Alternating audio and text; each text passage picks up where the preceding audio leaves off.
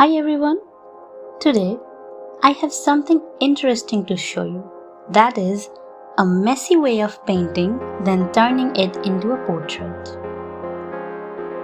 You probably have watched people who create traditional oil or acrylic painting starting with a messy canvas and then turning it into something really beautiful.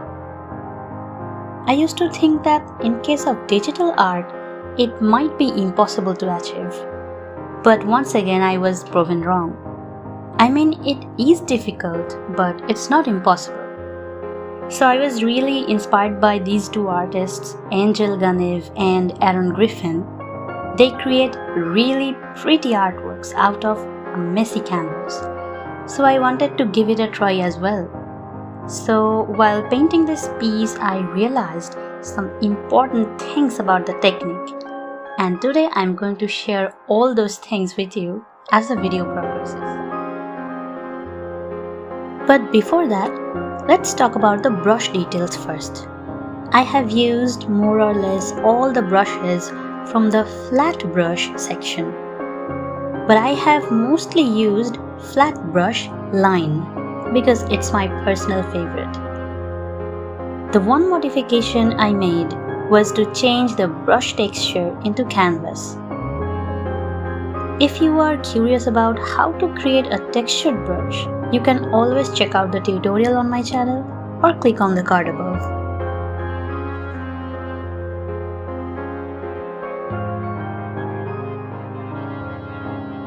Now let's talk about the important things.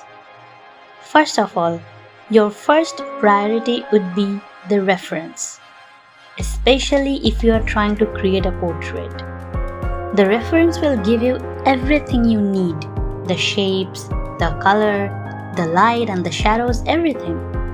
Always keep your eye at the reference so whenever you mess up a shape or color, you can quickly fix it just using liquefied pen.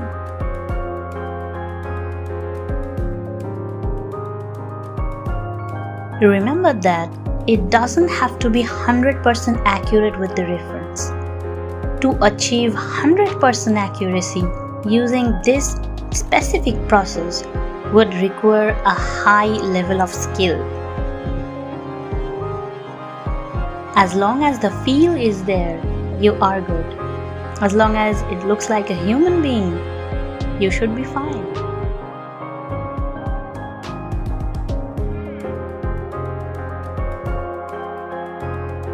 If you are looking for a method where you can achieve high level of accuracy, you can check out my Creating Lineart from Reference process, where I have explained it.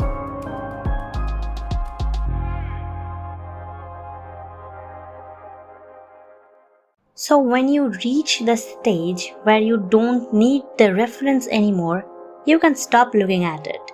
Otherwise, please keep your reference side by side for comparison.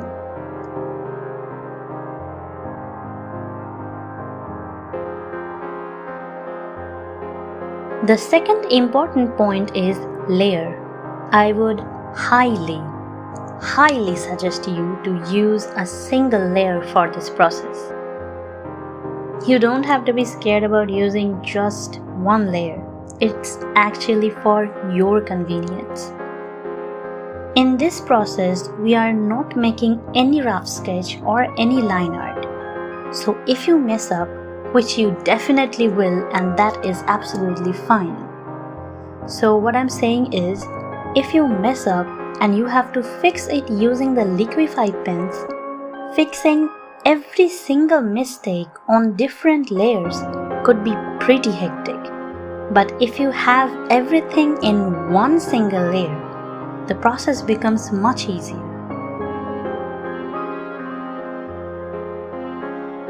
The subject mixing up with the background gives you that artistic touch, that traditional feel, gives you more room for experiments as well. So it really creates a different aesthetic which I really love. But if you are really nervous about painting everything in single layer, you can definitely do it in several ones. But try to keep the numbers low to save yourself from the workload.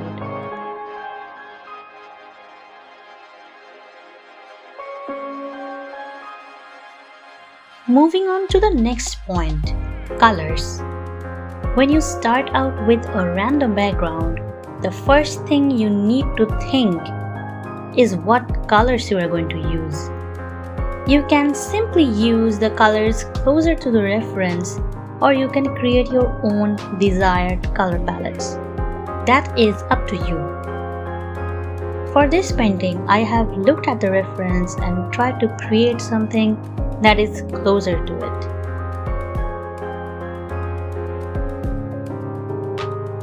When you are starting with the subject, do not use dull colors or extra bright colors.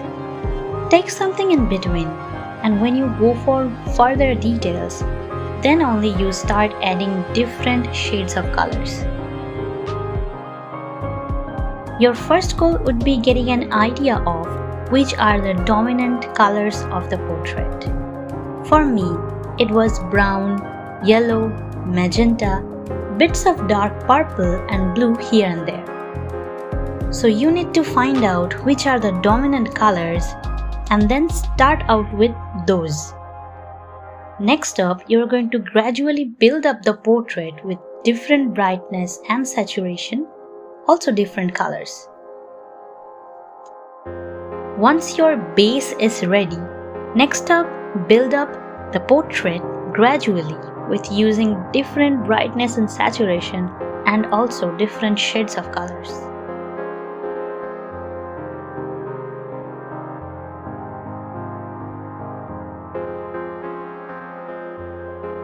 The fourth important point is shapes. When you are building the base of your portrait, you need to understand what is the overall shape of it. Imagine the portrait as an entire block. Then look at the edges of that said block. Based on those edges and shape of the block, you can build the base. If you are not sure about how to create the shape, you can simply cover your subject in a color and then try to replicate that.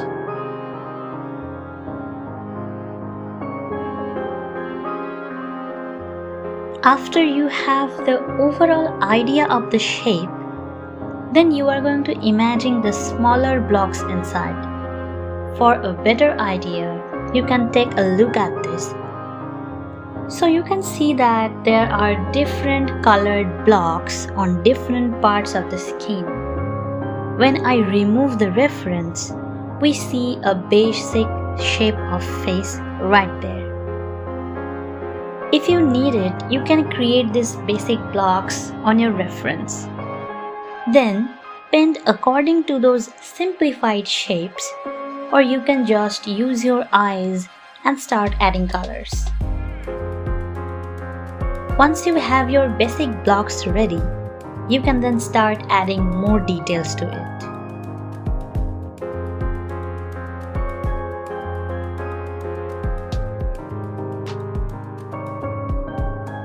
Now brace yourselves because I'm going to talk about the most important tip.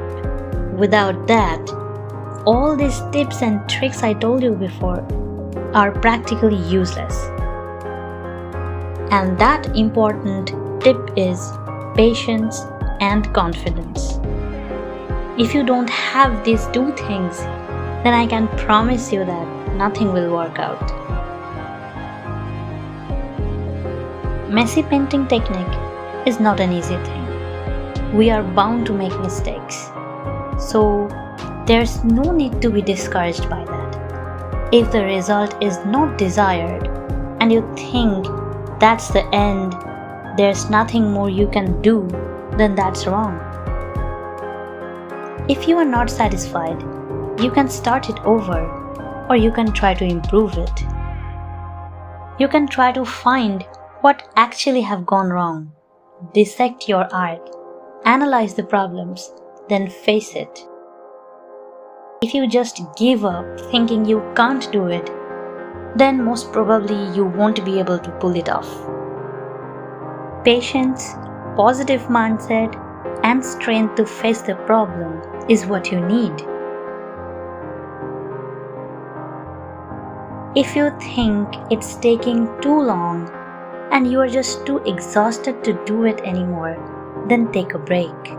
Take your time or draw something else. Come back to it again when you have a fresh mind.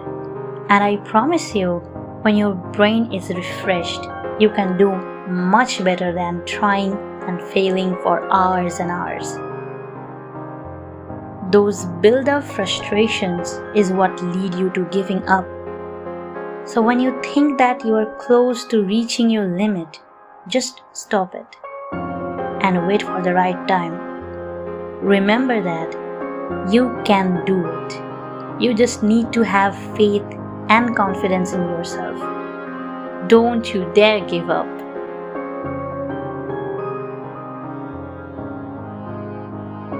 So these are the most important things you need to consider when you are trying to create a portrait using messy painting technique. The rest of it is basically blending the colors and adding more details. If you are worried about how to blend colors, I have several tutorials on it. You can definitely check it out on my channel or click on the card above. And oh yes, remember that liquify pens are your best friend. Don't feel ashamed to use it because you will need it.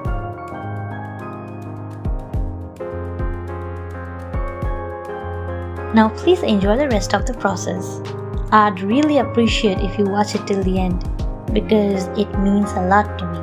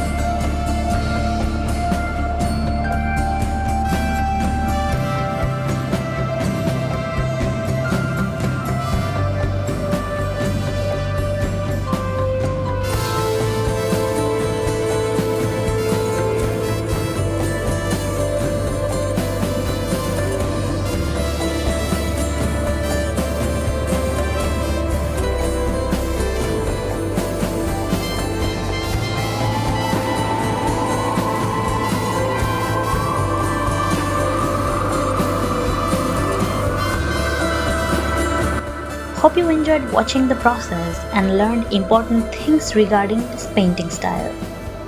Thank you for watching till the end, and I'll see you next week. Till then, take care.